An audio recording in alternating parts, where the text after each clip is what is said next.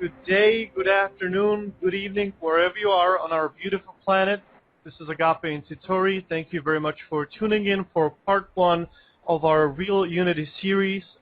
Today we'll be speaking with Miss Miriam Delicado. Ms. Delicado has been in touch with the other worlds and energies of life beyond Earth dimensions ever since her childhood. During a physical encounter in 1988 with tall, blonde extraterrestrials, Miriam was given insights and information from these beings regarding who human beings really are and the purpose of life on planet Earth. With this deep understanding of the creation of life, she began contacting indigenous people around the world. There's a sacred spiritual fabric of life that the indigenous still connect with, and through their ceremonies they hold the world in a balance. We as a planet are moving through a time of transition into a higher state of awareness and consciousness. In today's program, Miriam will be discussing with us how to ease into this transition as an individual and as a collective. She'll also share how and why the indigenous play a key role in this transition. We're all one people, the people of Earth, and through the great gathering of humanity, we move through ascension into a beautiful and peaceful world. Thank you, everyone, for tuning. Good morning to you, Miriam. Good morning, Agape. Thank you so much for having me on the program. I know I've had some messages already for some people from our Facebook page that are hopefully listening in, and excited to get the show on the road here. Yes, thank you very much for taking the time and being here with us. We're so happy you could be here. So, Miriam, I would like to start with, if you could please, because I know there's people who have maybe never heard about you before, and I really want to use this time for you to tell us what do you feel like is important at this time. So I would like to start with, if you can give us a little bit of your background and your story. Well, that could be the entire program, but in a nutshell, I'll try to be in as much of a nutshell as possible.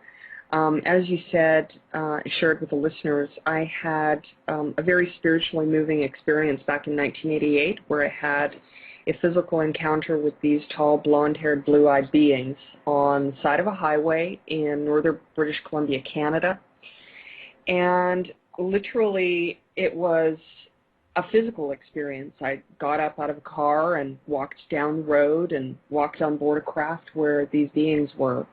And during this 3 hours that I spent with them, I feel I was blessed in many ways from the information that they shared with me because of the potential of human beings and the possibilities and the possible future that we were walking into. At the same time, that experience has always been very difficult for me to walk with because they also showed me very destructive things that could be coming in our future, and this again was back in 1988, very destructive things that could be coming in our future that if we as a species did not come together in unity, we would not be able to avoid. And of course, this is 23 years later, and many of these things are beginning to come into reality. Our waters are being poisoned, our oceans are being poisoned, the earth is being torn up, there's more and more wars on the planet.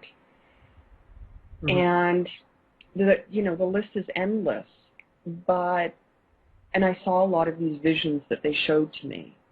However, I've always remained hopeful and positive, and that has led me into the work that I'm just sort of feel that I'm just sort of touching on at this point, where the last 2.5, almost going on 3 years now, was when I became public with my experiences.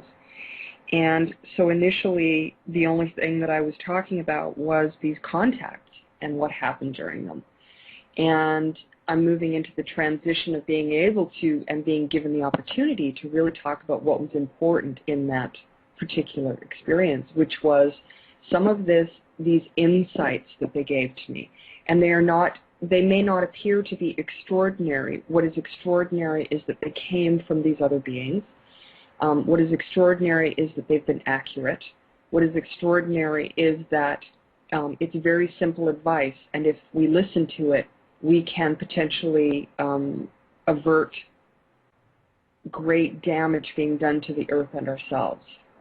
So I look forward to this program today with you to be able to share with people more about what I call the Great Gathering, which is a project I've been working on really since 2007, and talking about how the indigenous people of the world play a role in this consciousness and shift of consciousness that's happening, and how the people that of like mind, meaning the people that are focused on humanity and the earth, if we can come together collectively in a really unified way, that we can affect change in a positive, peaceful manner. And of course, Agape, that's why I'm here talking and speaking with you, because this is also your focus. Yes, definitely. Thank you for that. So can we talk a little bit more in detail, because I definitely want to paint a picture for our listeners, and we'll have time to get into all the things that you have just said. But let's talk a little bit more about the initial experience that has led you on this path. Well, I was born. I laugh when you say that. I was born. But really, that's where this story begins. In reality, that's where it begins. Mm-hmm. You know, ever since I was a child, very, very, very young, I'm talking about even a baby, I've always had memories of being a baby even. You know, not everything, but some very specific things. And when I was really young, I was already different. Meaning that I used to try and read people's minds when I was a child, very young, probably like even 2, 3, 4, 5, 6 years old. I was already doing that. I had experiences where, you know, I had a lot of astral dreaming and vivid dreaming, that type of thing. By the time I was 10 years old, I was already able to make contact with other worlds, meaning spirit worlds. By the time I was 12 years old, I could remote view. By the time I was 13 years old, I could read people's minds. And, you know, it sounds really far-fetched, and people ask me and they try to test me on this and this type of thing today. But you have to understand that when you're younger, it's a different kind of a process that takes place. It's a lot more free. And as we get older, that becomes dampened more and more and more. There's reasons for that also, that would be a whole show in itself, Agape.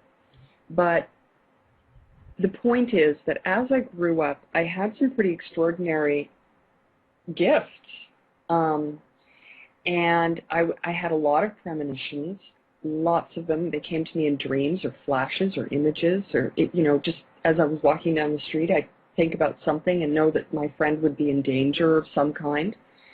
And these things were always proven to me as being accurate, to the point where, as an example, when I was approximately 13 years old, a friend of mine was missing for a couple of days. We didn't know where she was. So myself and another friend, I laid down and I started thinking about her. And I knew I could see her in a blue car, an old blue car, with a man driving down the highway. And they were on their way to a particular town. And I said, it's okay, she'll be back in 2 days. And that's exactly where she was. I never knew this man. I never saw him before. I didn't have a clue who he was. Didn't know him from anywhere. So that's the kind of accuracy that I had. Now, what happened was that continued to grow and grow and grow and become more and more active in me until I was about 18 years old, at which point I had an extraordinarily connected event that I just completely could see someone's life in great detail, to the point where I was telling them, you have a little attic room, this is what's in it, this is where the seat is, this is what the chair is, you did this when you were, 5 years old, things that they'd never even told people. Mm-hmm. So, again, you know, I'm explaining this for a reason, and I will get to the point with the ET contact. So after this particular really connected experience that really scared the bejeebies out of me, to be quite honest, because I couldn't control it when I was 18. By the time I was 22, which is when I ended up having this physical contact with these beings, what took place at that point was my abilities had somewhat settled down and come back into balance. They'd always been there, still getting premonitional dreams and that type of thing. But I didn't really know how to control everything. And there were certain things that I questioned in my past. There were certain things that I questioned in my life. I had some very interesting thoughts growing up. For example, I would think about the fact that there was another one of me in another dimension. Whatever they did in that world affected me in this world, that kind of thing. So when I was 22, I took a trip from Vancouver to my hometown. And on the return trip, we had 3 adults and a child, well, 4 adults in total, including me. 3 adults and a child in the car. And these weird lights, big, round, it looked like huge headlights, floodlights, following us. They'd come up and follow behind the car, and then they'd fall back, and then they'd follow behind the car and fall back. And this went on for hours and hours. Then the drivers decided to switch, at which point I went up into the front with the second driver. And again, these lights followed for hours doing this, showing up, falling back, showing up, falling back. And finally, we ended up going through a very small town. The woman that was driving was extremely agitated and freaked out because these lights were following us, and we didn't know what they wanted and what they were doing. It was after midnight. And then all of a sudden, out of the blue, I just screamed at her and told her to pull over the car. So where did that come from? It came in my head. It's a very long, detailed story. And we only have an hour and a half, so we can get into the finer details of that, or we can get into the Great Gathering and what we're doing. But I said to the woman, pull over the car. And so she pulled over the car, and at that point a craft landed in front of the car.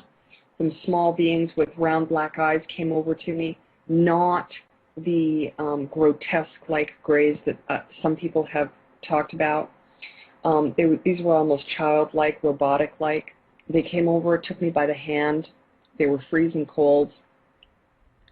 Led me down the highway to another very large craft where in the doorway were 2 beings with blonde hair and blue eyes, very, very tall, probably about 6'5", 7 feet tall almost.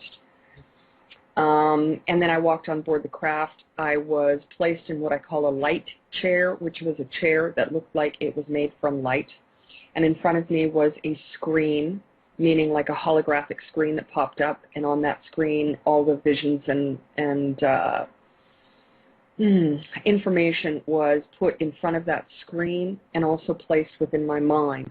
It was actually an extraordinary experience because the things that I saw on the screen, for example, they warned of destructive wars that might be coming, for example, okay? And in that, I was shown images of the war. But as I was shown the images of the war, it was as though I already experienced it. Mm-hmm. So that pain of death, dying, destruction, aggression, I've already lived through. I was shown devastating earthquakes, where again I was given that experience of already living through them. So it was a very powerful experience, and that is what drives me today to be able to do the work that I'm doing. Because in saying all of that, after I came off the craft, they actually wanted me to share this information with people, and I went ahead and did that. But very, very quickly, I think I got too much attention from the powers that be out there, whoever they are, whatever they are. I'm not going to get into it. I don't care to get into it. just to say that